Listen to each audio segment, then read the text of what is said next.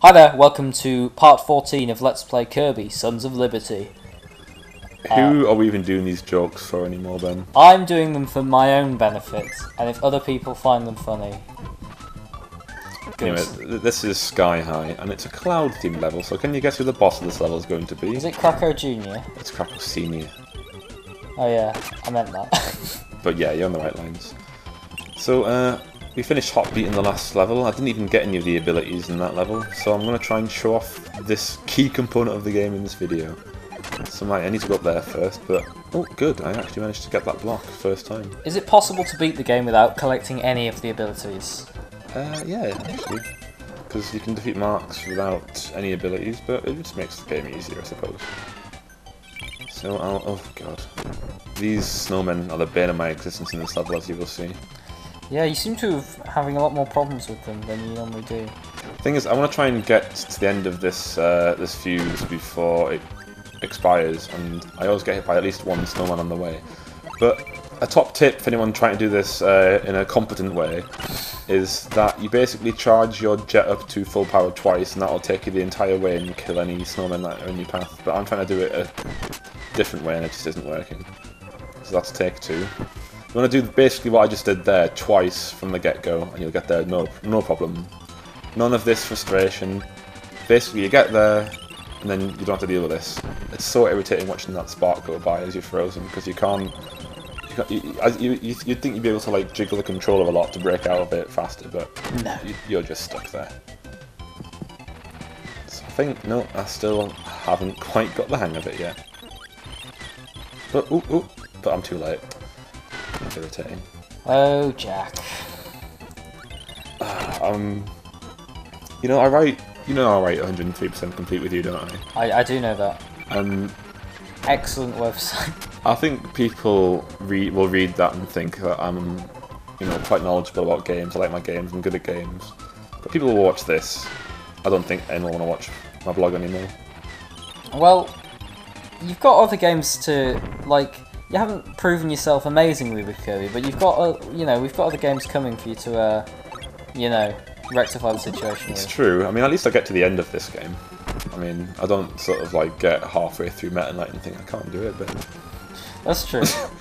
Are you gonna do the 2 bonus games in a future video? What are they called? Megaton Smash. Megaton Punch and Samurai Kirby. Are they? What are they? Well, okay. Megaton Punch is basically it's a mini game where you have to time 3 distinct like quick time events almost, and you'll kind of get a score out of 100 for each of them. Okay. And basically you have to make your score beat that of a computer's randomized sort of score. Okay. To try and punch the biggest hole in the planet.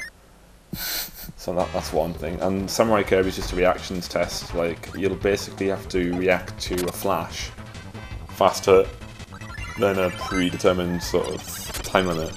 And if you do so, you win. Alright. That's it. So I'm guessing you can spawn unlimited helpers. Yeah. You get unlimited power. Yeah, you can. Well, if you want any helper, you can just get the power and spawn the helper. Yep. But you're not using powers here, although I guess the jets and wheelie aren't great against Krakow. Absolutely useless. And if you remember my Spring Breeze video, I learnt my lesson, and I try and beat Krakow the honest way. Mainly because it's so effective. I mean, look how much damage I do with one little bead. I just think Krakow's so nightmarish. Like, he's a cloud. He floats in the sky with an ever unblinking eye. And just stares. The thing is though, like, he should be cutesy, like all his components, like bar the spikes, I mean the cloud, the colours, the cutie eye. Like, it should be cute, but it's horrifying. Well, I don't think we're done for horrifying looking bosses in this game. Definitely by not. any stretch.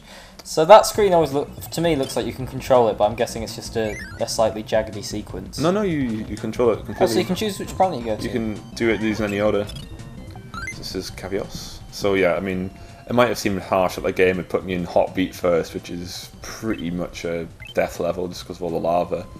But no, I could have gone there last if I wanted to. Okay, so again, a very non-linear way of playing the game. Yeah, I mean, none of the games in this pack let you do that, actually. You have to play the levels in a predetermined order. I mean, Great K Offensive has some non-linearity, but the sections themselves are still very linear. Yeah. So I've got the quick ability, which I'll use to minimal effect here. Actually, I won't even use it at all, because I lose it. That was to minimal effect. You got hit immediately and lost it. So there you go. Now, as I said before, I'm not going to be a completist here and get all the abilities, but if you want to get all the abilities, you'll have to make sure you fight as many of these mini-bosses as you can, because some of them will drop their ability. Oh, as a picker, as a trophy thing. So there'll be a few of those in this cave level. Okay, that's cool. So I think this... I mean, do you get all the abilities you want? Because obviously some you care about more than others. Yeah, I definitely get probably the most important one, which is the copy ability. Is that really the most important? Well, yeah, because it's the only ability which allows you to like arbitrarily copy any other ability. Oh, I see what you mean. Yeah, okay. Once you get that, there's no point in getting any of this because you've got them all. Well, it's still not as convenient as actually having them all. Yeah. But say if you didn't have Ninja and you really wanted to be Ninja and you couldn't find Ninja, but you had Copy, you just find a Ninja and you've got Ninja. Yeah. Good use spam the word Ninja there, Jack. I like it. Very, very, very Ninja. So, I do you know the yo-yo sort of enemy, the Gim? Yes. I just didn't know what it was, so I looked it up, and apparently he's a robot. A robot? Yeah, he's a machine. I guess that makes sense. But I prefer, like, possessed telescope with the mind of a boy from the 90s. Like, seriously, I mean... I know it's less catchy than robot, but... I love jetting like that. Sorry, you were saying about Gim, or Jim. No, it's just one of like yo-yos in general. I just think there used to be a time where like everyone knew the names of all the different tricks you could do. I was pretty into my yo-yoing. Oh yeah. What was your best trick? Well, I wasn't. The big one was called splitting the atom. I'm not sure if you remember. I've heard of it. I can't remember what it is. It's pretty complex. I wasn't brilliant at it. I couldn't do it very reliably. I could do. I think it's called Brain Twister. Ooh, I've not heard that one. That sounds pretty demonic. It wasn't that bad. Go back, get the bomb! I like the way you're just commenting on what everyone's thinking. Oh, you got the bomb, you like the bomb, don't you? Yeah! I mean, in terms of most success had with power-up, this definitely gets number one for my Yeah, you do get a lot of mileage out of it. I mean, do you get plasma in this playthrough? Yeah, I do. I would have thought that would be a good one to get. It definitely helps me out a lot when I'm taking on. Although you're getting a lot of mileage out of the old wheelie here, which yeah, I haven't seen much in the other parts of this playthrough. I really wanted to show him off because I just think he looks cool, and it's all in the timing. Because if you turn around when you're not touching the enemy, you can actually just pagger him with it. Yeah, and now we're getting unlimited hammer. Oh wow. I mean that's the game right there. Yeah. I mean because the hammer throw is pretty amazing, and now you can just do it endlessly. Well, I thought so, but it turns out you can't. I think they're taking it out of this game just because that's just too powerful. Yeah. Oh dear. Like, I wanted to just do that. Oh no, there it is. Oh yeah, you can do it. So I can do it as much as I want. Alright, I tell a lie. I just think I... There we are. There's something... That's settled the great debate right there. Can Kirby throw hammers forever? Yes, he can. Don't even bother finishing him off. Does he not drop an ability? No, he doesn't. I'm not... That would have been travesty. So basically, it's not one of these switch races. I want to get down there before the door closes again. But there's a current flowing through that water, so it actually makes it pretty easy. So let's do this now. But you know my past record with switch races, I always mess up once. You haven't done... yeah. Have you died in this video yet? I don't think so. I think I'm doing alright. You're doing well, Jack. This is a good run, considering this is meant to be the hardest game in the series. But this one appeals to me the most, and I think it's just my rabid kleptomania kicking in. It's like... I will automatically like a game a lot more if there's some idea of, as I play, my character is getting objectively stronger. Yeah. The thing is, like, I mean, this game sort of feels difficult just because, like, Kirby's usually just sort of overpowered because he can have any ability he sets his eyes on.